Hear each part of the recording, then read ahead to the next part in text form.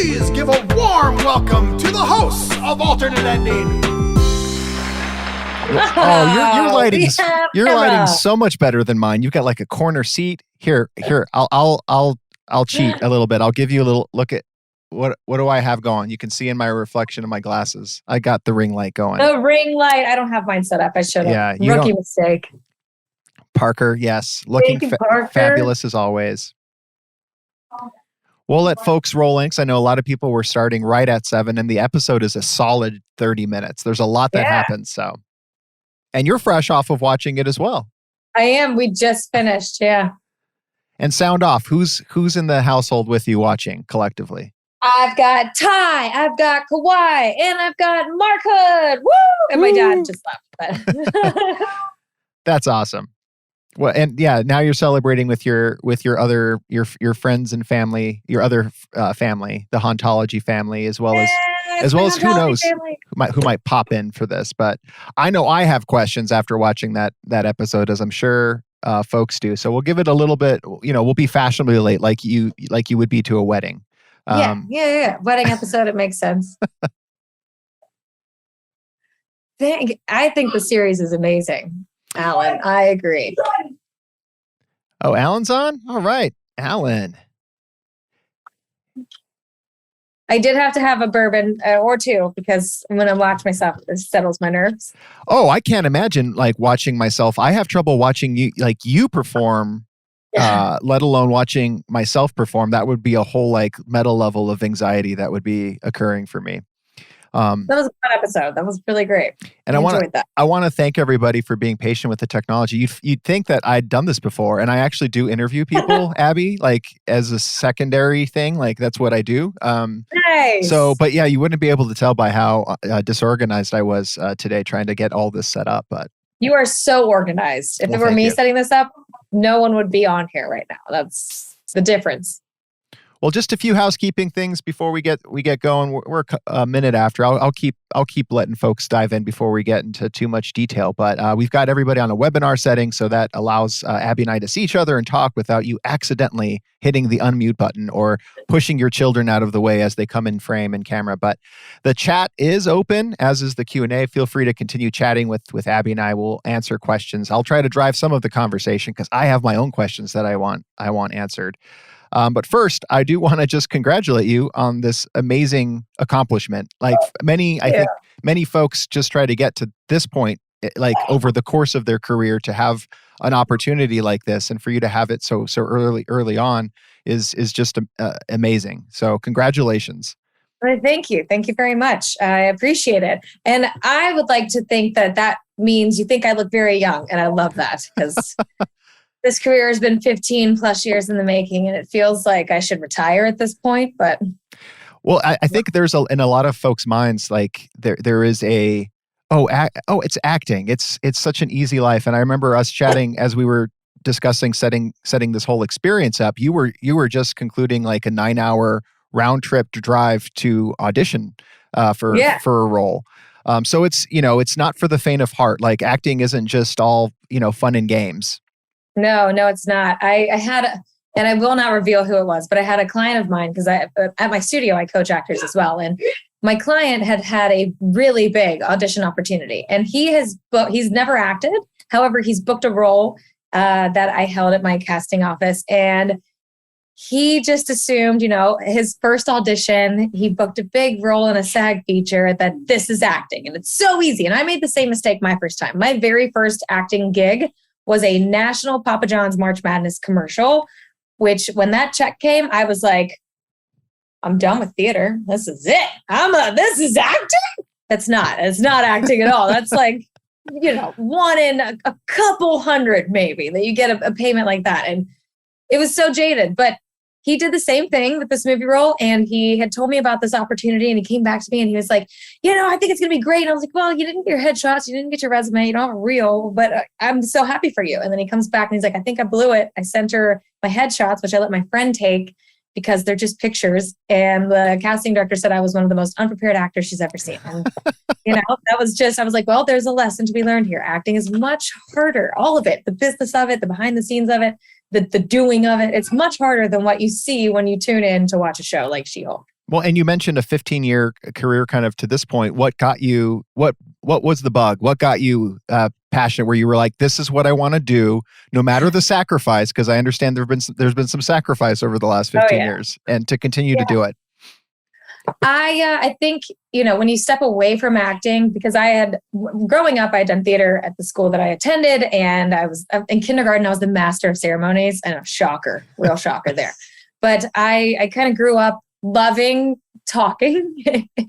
Would later find out that's ADHD. So yes.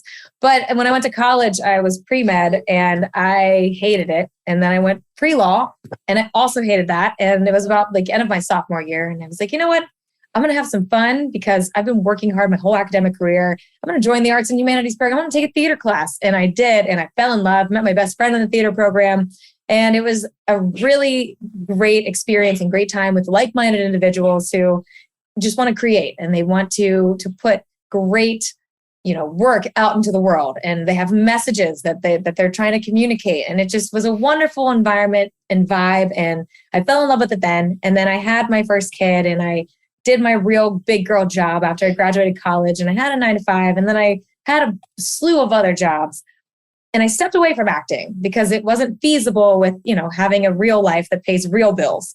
And when you're starting out in this career, you're doing a lot of indie work and student films and free work. And not that indie films are terrible, but you half and half, you're not getting your creative juices flowing and you're not getting that fulfilled. And then on top of that, you're not getting paid. So you just kind of really get jaded and you're auditioning all the time. It wasn't like I wasn't auditioning. I was auditioning all the time. But when you're new, you don't really know what you're doing wrong. You don't understand the disconnect and you don't understand that it oftentimes has nothing to do with you personally. It's, you might have the wrong color eyes. You might be an inch too tall. You might look too much like the lead character that they've just cast. So there's a number of factors that go into it. And I stepped away. I took like a 2-3 year hiatus and I was sitting on the couch. I remember it. I was in my apartment. I was sitting on the couch. I had just had my youngest, Kawhi. And I was watching this show and the girl looked like me and she sounded like me and she acted like I do all the time, which is a hot mess. And I couldn't shake the feeling that like, I could do this. This is what I should be doing. And I had stopped acting and really stopped thinking about it because I'd gained all that weight from having a baby. And I just wasn't very confident in anything that I had going on. And it was just kind of this wake-up call because this woman, not that Mindy Kaling is a big girl, but it was like a Mindy Kaling type of an actor who was very comfortable in her body and wasn't your typical stick figure Hollywood actress. And she was having a successful show and she was doing a great job. And I was like, why can't I do this? I shelved it because I just wasn't confident in my abilities and the opportunities where I lived. And I was always told I had to move away from this area to be able to do anything at all in this industry. And I came back to it in 2016, and I can honestly say from August of 2016, I have booked every single month. I booked something every single month from the time I stepped back into acting. And yeah, this is, while it was not a big role, it was a speaking role and it was in the Marvel universe. And this was probably my 5th or 6th Marvel audition for any Marvel project. Oh, okay. And I could die a happy woman. Well, and I'm glad you say that because, just in any industry, but certainly acting in general, because it is, the lows feel really low and the rejection is so much stronger because it does feel like they're rejecting you personally for something. So how do you, when you have these moments of success like this one, like how do you, like you said, die happy? How do you make sure that you remember that? Like if it were all to stop today, I was a successful actress, and how do you, but because I'm always on to the next thing. I don't know if you're kind of that mentality too but I don't do a good job just really relishing in the accomplishments. I've been trying to be better about that. That is one thing that I've been trying to be more conscientious of in my adult life. As I, in my mid-30s, I have been much more aware and much more present because, when you're grinding away at this career and you are just starting out, or maybe you've been at it for 20 plus years, you get very stagnated. And it does start to feel like, you book something and now it becomes about, I have enough money to pay my bills, even though it was a great project to book. Now, how am I going to pay my bills next month? What else am I going to book? You don't get to really sit and dwell in that experience and just the blessing of it and just the energy of it. And I have been trying to be more just thankful about the opportunity. And I wasn't a main character. but being a part of the Marvel Cinematic Universe has been on my vision board since I was in my 20s. And that for me, that and being the dead body on Law and Order SVU, like those are my, if I complete those two things, done. I'm done. I quit, I retire. For me, I'm maxed out. That's it. That's all I need in this life. So I think it's, about your personal goals and why you're doing what you're doing and why you love this industry. If you're in it for fame and fortune, stick to TikTok and become an influencer, because this is not the industry to be in if you're searching for fame and fortune. It's few and far between. And even though it looks so easy and it's, so very manageable and accessible, it really isn't. And especially for actors here, unless you self-tapes now have been really great for actors. They allow us to branch out and they allow us to be seen from, the hollers of Kentucky and from the Ohio River Valley. We can be seen all over the world through self-tapes. But some people, they get jaded because they think it's just going to propel them instantly. And that's really not the case. You just have to really love the art of it, the craft of it, the collaboration of it. And I think I just really love the collaborative process. Yeah. And you are one of the most talented and gifted people that I've had the pleasure of working with. It was such an honor to have you on Hauntology, but I do want to shift to your role on how you auditioned here. You mentioned kind of being in the Cincinnati, kind of right on the Cincinnati, Kentucky line. How do you get book a gig now? I know self-tapes, but over in Atlanta on the Marvel lot, how did this all come about? Well, that I am fortunate enough I have an Atlanta agent. UWM Talent was the one that I booked this through, and I have a local address in Atlanta. So if you're an actor and I can, I have an aunt in Chicago and I use her address for my Chicago address, and I have an aunt in Atlanta and I use her address for my Atlanta address. And as long as you are willing to commit to the travel, you can get representation in these cities where before you could not unless you actually live there. So as long as you're willing to travel and you have a family member's address in those locations, there's nothing stopping you from trying to get representation. I will say it has become much harder as of late because a lot of rosters have gotten so full that now some of the bigger agencies are requiring that their talent actually live in these cities. So it does, there's some obstacles that have been presented, but lots of workarounds. We're crafty. We're artists. We know how to get around these caveats.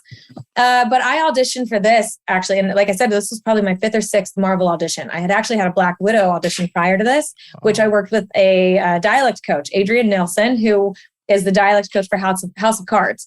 And I had to do a Russian accent for Black Widow. So she did a very quick and dirty accent coaching and dialect coaching with me, and it was great. And I obviously did not get that. There's still time because you would be wondering what role. No, I'm just kidding. You would be an amazing widow, and so there is still time, right? We got Flo. She's going to reinvigorate the widow universe, and there's still time. She is. And spiders have lots of babies. So this was my 5th or 6th, and I actually auditioned for it in Nicaragua. I was visiting my best friend who was living in Nicaragua at the time, and I had a busted lip. I had a kind of semi-black eye. I had gotten into a motorcycle accident literally the night before this audition came through. And with Marvel projects, you do not get much time. There's not much turnaround time. I mean, they send you the audition request, and before they send you the sides, you have to fill out an NDA. So then once your NDA comes, if you don't get that NDA in soon enough, you're maybe down to like 12 hours left to your audition. I mean, you have to be on it. You send that back. They will email you the sides, which, it's hope even on set, they take your sides every day. It's wild being part of the MCU. I mean, they don't want anything to get out. So I auditioned with this busted up face. And I think because I was such a hot mess in Nicaragua that I had just gotten it out of my head. And it was like my 5th, 6th audition. I know a lot of my actor friends will understand this. You just stop caring. You're just like, F it. I'm not going to book this. Or if I am going to, whatever. I don't know what you're looking for, universe, but I don't care anymore. You just give up and you kind of just like chuck out an audition. And then lo and behold, that's the audition that gets you booked. I mean, it's happened to me before, and that's what happened this time. I mean, I was in Nicaragua. I wasn't even intending. I had booked out. I told my agents I wasn't auditioning while I was down there. I was in a wood paneled room with not very good lighting. There was construction going on next door. I didn't have any of my setup. I mean, it was a hot mess. Somehow the universe has been great. Oh my gosh, that's quite the story. Because I don't know if busted lip and black eye is like, you know what, bridesmaid for sure. Yeah, that's what I'm seeing right there. Exactly. So you get the opportunity. How did you find out, and what was your reaction when you got the call that you were doing it? I was still in Nicaragua. I was still down there. So the turnaround time, the audition was very fast, and the turnaround time was maybe 2 days later. I mean, it was so fast, and it was off my plate because when I've already auditioned for Marvel. I've done it 5 times, and in my head, I'd written it off. Like, it's never going to happen, but I love getting these opportunities. That's close enough to my vision board goals. Like, getting the opportunity to audition for Marvel, I'm getting seen by somebody. That's fine. Cool. I'll take that. So I hadn't even thought about it. I think we were about to go hiking, or I don't even know, we might have been day drinking or going to a pool party in Nicaragua. And my agent I had very bad service.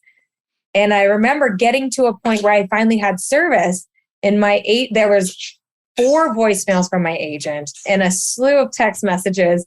And I opened one of the text messages and it wouldn't load. And so I clicked on the transcribed voicemail, and the first thing she said was, "You booked it!" And it was the only thing I had auditioned for. And I was like, oh my God. It was great. Well, I know it's a bit of a kind of cliched term, but I think things do happen for a reason. I think I don't know. I know a little bit now, having been on this side of the producing element of when you see someone that you like and it may not work this time, they keep an eye on you. Because I bet what happened was, like over time you grew on them, where they just did, they knew they wanted you. She was Russian. We thought she was Mexican. Yes. I think she's Asian. She could do anything, and we want her somewhere. We don't know where to plug her in, but we're saving her. We're saving her for this. And so you get this awesome opportunity. I know in a lot of people's minds, certainly in my mind, the idea of working on a Marvel project, just the sheer scale of it. You arrive in Atlanta, which I think is where they were filming. Noonan. We filmed most of ours in Noonan at the wedding venue. It was a beautiful place to have a wedding. The whole time. It was a great wedding. The wedding was great. And funny enough, we obviously, you saw, we never shot the wedding. The wedding never got shot. The wedding never happened. Yes. So there was a lot of drinking that I'm assuming happened before, or we got straight to the dinner afterwards. I was trying to figure it all out. Yeah, well, I think the drink for my character, for Renee, she's a lush. So I don't know if anyone caught that, but when Jen comes walking with a glass of champagne, it's empty, and it's full, and my character is like chugged hers at this point, swaps it out, because in my mind I'm like, this chick's a lush. She admires She-Hulk. She wants to be as cool as all these other people. She's high school friends with Lulu. She's your hometown spirit leader. She is the person that's rooting for everybody, but secretly wants to live the lives that they live, and is just like your biggest fan. And she's just drinking the whole time. She's such a lush. So for me, I was drinking the whole time. So obviously the episode is 30 minutes long, roughly. And then how much time were you in Atlanta working on just for your scenes? Nearly 3 weeks. Yeah. Wow. Which is wild, because in my mind I had Mark check right before we started. I'm like, these are hour episodes, right? And he's like, no, it's 30 minutes. And I was like, man, I spent every 10 minutes is a week for me in space time. That's crazy. Well, I think that's the other thing for folks to understand. Even on a project as small as Hauntology, what I learned being a first timer is there's a lot of waiting. There's a lot of waiting for you to be called. Much less so on a small independent film, but on a Marvel film, I imagine there was a lot of downtime. There was some downtime. Oh yeah, yeah. Luckily, we had trailers, and they'd given us Marvel owns.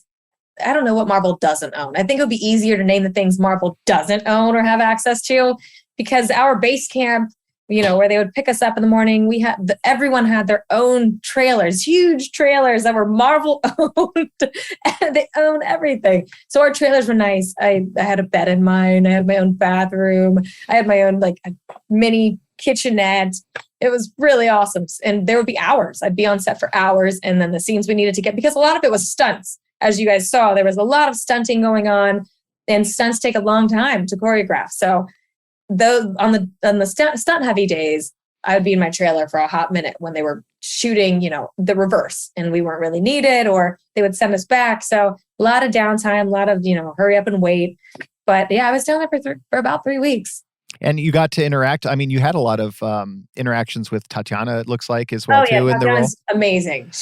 If you were to see if you had never watched any of Tatiana's things and you were to see her on the street or run into her at a store, you would never in life know that she is She-Hulk. You would never know she's an actor. You would never know it. She's the most humble, genuine, generous person. I mean, I'm a big fan of writing thank you cards after sets, and I've really never seen a lot of actors do that, and Tatiana wrote a card for everyone.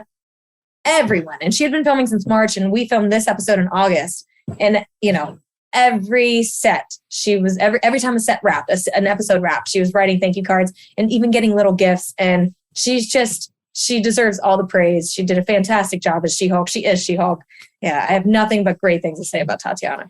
She is She-Hulk, except when she's not She-Hulk. Who was when she's in She-Hulk? And I don't know if this don't violate your NDA. Are you looking at a stand-in? Is Tatiana in a mocap? What are you looking at when she's all hulked up?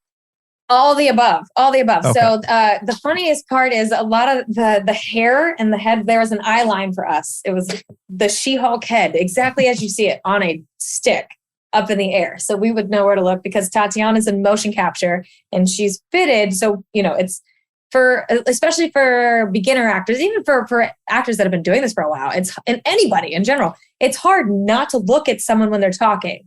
Because Tatiana's about my height. She's, about 5'3", 5'4". So when she's talking and she's in all these scenes, your initial reaction is to look right at her. But in the motion caps, that's why someone would be behind her with this giant head on a stick. That was your eye line. Or if they couldn't fit the head in, they would put your eye lines on the side of the camera with your T marks and things like that. But there was a proxy. So the mode they had a girl named Malia was the She-Hulk proxy, and she's about 6'8". She's tall, very tall. That's and a then good. That's a good. And then they put her in a muscle suit. Yeah, that'll work as a proxy. Yeah. My goodness. So it was really, really cool to see how it all. I mean, when you're filming it, you have no idea how it's going to come together. You've got a head on a stick. You've got a proxy She-Hulk who's humongous. Then you've got Tatiana in a motion capture. And then in her regular clothes throughout. So it's like you really can't envision what they're going to do to turn this whole configuration into what you see on TV. And it blew my mind when I watched the first episode. I was so mind blown by how they do that. And, even being on set, the motion capture, the guy that was heading up the motion capture, one of the guys, he was Asian. And of course, every time I see an Asian on set, I'm like, yeah, I click with them immediately. So I was following him around while he's like doing all of Tatiana's motion capture stuff and syncing everything up. And it was just such cool technology. It was awesome. Well, you're a very accomplished actress, mushroom forager, teacher. But I think I think you'd agree with me. The thing that you probably are most proud of is being a great mom. How are the kids taking to mom being in a Marvel TV show? And I'll let you answer this and then open it up to the rest of the group. Come join us. I think our mom and She-Hulk. I think it would be great. Yeah. She thinks it would be great. I mean, we watched it together. It would be great if I thought she was awesome. I hope I get to see you soon, by the way, in October. I'm going to go see them in October. This is my Hauntology family. Say hi, Rob. Hi, up. Hey, buddy. No, they were excited. Actually, today when we were on the way to school, Kawhi was like, Mom, can we watch your Don't Tell a Soul? Can we watch Terror Trips? Can we watch this? What else do you have out? So we were going to do like a mommy movie marathon, which they've never asked to do before. So someone's riding my coattails right now. But we didn't do that. But they were excited, and it made me very excited to see. Because, usually I'm in a ton of commercials. I do a ton of commercials. Commercial work has been my bread and butter for most of my acting career. It's how I was able to do anything. Open a studio, stay home with them most of the time. Commercial work is where it's at. Even if you're an actor that's like, I hate commercials and never want to do that, commercials can help you do what you want to do. But a ton of my commercials come on a lot. They harass people constantly, and their old babysitters would be like, "Oh, your mom's on TV," and they would just kind of look up like, "Oh, okay, cool," and walk off. It was never, for them, it's just like, "Oh, cool, whatever." We see her every day. But the She-Hulk thing, I think, was pretty exciting. It's so cool. I want to open it up to others who had a chance to watch the show too and ask some questions. So if you've been sitting on any questions that I haven't covered, feel free to throw them in the chat or in the Q&A. Otherwise, I'm happy to keep chatting with my buddy Abi. So you mentioned while we wait for questions to populate. Sorry, no, you mentioned being a fan or wanting in the Marvel universe. What was it? Iron Man out of the gate that got you? Were you a Marvel fan from before the films? I love Doctor Strange. I think I love Doctor Strange, and we love Shang-Chi, and he's a huge Spider-Man fan. So of course we love Spider-Man, and I love Deadpool. Honestly, I think Ryan Reynolds is Deadpool. That was pretty cool. Yeah, his 6th birthday party was a Deadpool shark party. So we kind of it's been kind of just ingrained in what we do, and being a boy mom. Your first thing is, here's superheroes, here's comic books. We've got some comic books on the shelves. Sometimes for their Easter baskets, they get random comics. And I think I never really differentiated between DC and Marvel growing up. Yep. It was when I got older that I was like, I'm more of a Marvel person. And, of course, there's DC characters that you love. But I think overall, I am 1,000% a Marvel person. Yeah. And I think the episode that you were in is a great explanation as to why I am as well too. They're just more human. They're more human stories. These are people dealing with very human kind of issues and challenges, trying to like fit in and things. And no knock on DC, but they tend to be a little bit more godlike type superheroes, and it's just like it's harder to relate. I do have a question. I do have a question from the group. It's Parker asking about those lovely bridesmaid dresses.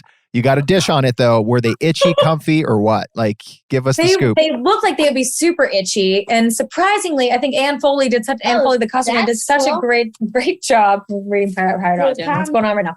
Anne Foley did such a great job with the interior of the dresses. I mean, when you walk in to do your wardrobe fitting, it was at Trilla Studios in Atlanta, which used to be, I don't even know what it used to be, but it's one of its huge back lot down in Atlanta. And you walk into one of the buildings to do your costume fitting, and they have just rows and rows of costumes and things you've seen and like superhero stuff. I mean, it was really, really cool. And the project was codenamed Clover. So everywhere you go for anything that was She-Hulk related, never said She-Hulk, it would always just say Clover. So it was really, and you couldn't have your phone anywhere, no pictures. But the dress itself on the outside, very itchy. If I had to wear it inside out, you would have seen like, ooh, Jen, you look amazing. You really got serious about that show to not fuck. Sorry. That's bourbon.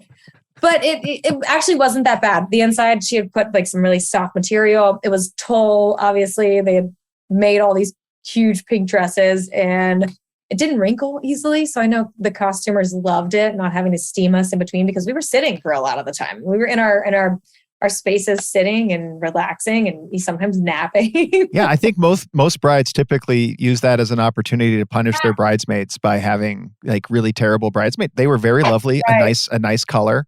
So yeah, no, great question, Parker. Of course, the costuming question comes from Parker. I got another question. Any favorite scene that was yours? Because I guess, and feel free to drop folks' favorite scenes in the chat too. We can cover some of them. Well, funny enough, they cut my favorite scene. They cut the scene that I was most looking forward to. There's and maybe I just missed it because my family, they were all over the place during the episode. We're actually going to have to rewatch it after this. But there's a scene where Jen loses Jonathan. She loses her wedding date, and we are searching everywhere for this dog. And that was probably my favorite scene to film because it was the most comical. That would have been fun. My kids were really struck by the dog moment when they bring the dog on for Tatiana to be the kind of walk down the aisle with was hilarious. And yeah, we did. I guess we didn't get a closure. We didn't get any closure to that. No, and that dog was what you see on TV. Like that poor thing. It was the most pathetic little dog. Its tongue was stuck outside of its mouth, and I think it was blind in an eye, and I don't think its back legs worked, so which is why she was carrying it.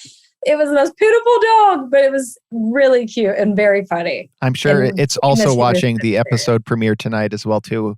We tried to book them on, but you were the only one who was willing to join the interview. So I know. We tried to get the dog. Wrong. Jonathan he's an A-list actor these days. So Parker's favorite was when you gave the glass back over to the empty glass back to Todd. So that bit of improv that showed that was you communicated what you were looking for. And I do have to say that, as we look now to Hauntology and look at some of the things that you incorporated that were not on the page, I think Parker would say even more than I, but certainly those who've seen it, is you do so much kind of like little touches that are just not present. It's just you're adding them to scenes. And I think that is extremely. I mean, that's what any director's dream or writer's dream is to have someone like you be able to perform their work, because you're finding things about the character, little nuances, and drawing them out, just like you did with that champagne glass. Yeah, and that's the thing in film, and that's what I try to teach my clients and the actors that I work with, is that it's a very nuanced medium. I come from a theatrical background. My degree is broadcasting and theater. And in theater, it's very big and very showy and very loud, because you have to hit the very end, the very back wall of the auditorium or back wall of the arena, wherever you're in performing. You have to hit that, and your motions have to be very big, and you have to really go all out in theater, because if it's a huge house, everyone's got to be able to see you. They've paid to come see you. Film, it is a fraction of that, So a lot of actors, they think to do nothing, which is also that's even louder than being loud, because when you do nothing, you just look like you're lost. You don't know. You woke up in the middle of a shoot, and now you just, I don't know what I'm doing. It's just living your normal daily life. And I teach, one of the exercises I have my actors do is just to go out in the real world, people watch, see what people are really doing in the real life. And then the activities that we do in the studio, I have them go perform in the comfort of their home, in their bedroom, in their private surroundings where no one's around. And how would you have really reacted if it was just you by yourself? Because essentially that's what you have to always feel like, is that it's just you. Don't mind the 40-person crew and the multicam setup and the diffusion and the lights and all these things going on. You can't, because the minute you start thinking about anything besides what this character is trying to accomplish and what this character is trying to get and obtain and overcome, then your whole performance suffers. So you really just have to stay in that mindset of, I'm this vessel for this person to speak through, and I have to give myself over to them completely. And these little nuanced things come up when you lend yourself to just being open and present in the moment. I mean, especially if you know characteristics about this character and the personality traits of this character, you can wear those personality traits and you can just live in the moment. And it's one of my friends, Carrie, she messaged me immediately and she was like, I love how different you and this character are. And I was like, I don't know, I think I am this character, but whatever. But I guess, seeing her on TV, she's very like, oh my God, Jen, I love you. Oh my God, you did so great, which I'm very excited about, but I'm not, I don't get very hype about people, and I'm not a girly girl, obviously. And pink, I hate the color pink. And I may be a lush, but that's neither here nor there. So you have to just be a real human being when it comes to on film acting. You just got to live your life. Yeah. Well, well said. And we've already, we already have takers for your mommy movie marathon. For if you want to get that set up, we can actually get a proper watch party going, because Disney wouldn't let us have more than 6 people, nor would they let us Zoom. They've got the technology all sorted out, so you can't share your screen while being on Disney. I do have to ask one parting question. Is, I assume you weren't entrusted with being a ring bearer because of your last situation where you were in charge of rings. Is that what happened there? Oh my God. Yeah. Don't ever give me a ring, especially a real ring. I don't know how married people do it, because I take things off. I had a ring on earlier. It's no longer on my fingers. I don't know. There's no telling where in this house that ring has gone. So I can't have nice things. I can't have rings. A fun mini spoiler for Hauntology fans. Not even a spoiler. It's not part of the plot. I lost the ring. It was a real ring that we needed in the film. And I lost it for a hot minute. It turned out it was in my pocket the whole time. It's one of my favorite videos to go back to and look at your face of sheer terror as you lost the director's mom's, antique wedding ring. But diamond band, dude, like real diamonds, mined somewhere, probably Pluto. I don't even know. But it was not great. It speaks to how many people care with you. Because if you go back to that video and you look, like every single person is just hunched over with their phones out, just like scanning the ground. So we all love you. We're looking forward to seeing you in many more things, including Hauntology when it comes out. But thanks for taking time. I know you gotta, at least the kids need to pretend to go to bed at 9:00, right? Yeah. Something like that. I would love it if they did. That would be the day. Well, thanks so much for joining me. Thank you all for joining as well in the audience. And I'm looking forward to doing lots of rewatches. Me too. Woohoo! Thank you guys. And thank you, Rob, so much for hosting this for me. This was amazing. Hauntology has been such a blessing in my life. And you guys were honestly one of the best productions to work with, just a great group of humans. And obviously, even just doing this should show everyone out there who ever happens to stumble upon this Zoom interview how great you guys really are. You guys are just fantastic. And I know Rainbow Swan is going to have nothing but success. There's no way you could not. Oh, thank you, Abby. Yeah, we're looking forward to keep it going. That's why we're bringing you back in October. We're having too much fun. All right. Bye, everyone. Thank you.